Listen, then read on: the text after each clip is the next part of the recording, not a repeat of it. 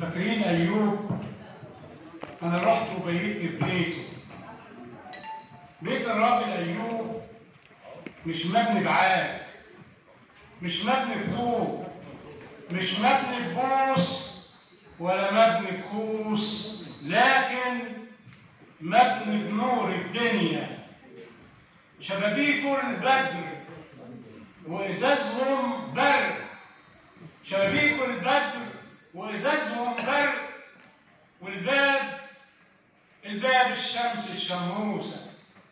لما تفتح الباب الرباني المتنور صبحت عليه، فلقيت اقوم على بيت العيله المسنكر، هديت السور، دجشت الباب، فصصت كام شباك، لفلفت حبال الصوت، كتفت كلام الناس وصرخت بصرخه موت.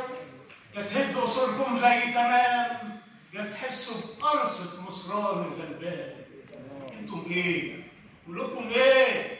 وعقولكم راحت فين؟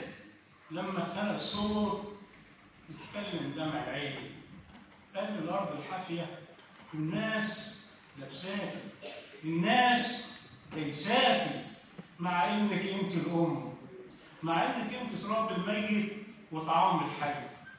معلش الايام بتمر ومسير العالم اجمع يرجع للبطن الطين، يرجع تاني لاصله.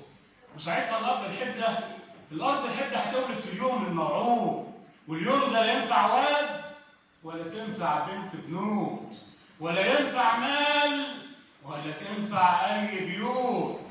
يا تهدوا اصولكم زي تمام، اليوم ده لا ينفع واد ولا تنفع بنت بنوت، ولا ينفع مال ولا تنفع اي بيوت، ولا تنفع الا الكلمه المشحوطه ببق نظيف، ولا تنفع الا الكلمه المشحوطه ببق نظيف المعنى، ولا تنفع الا الفاس المغروزه بكف الصحراء.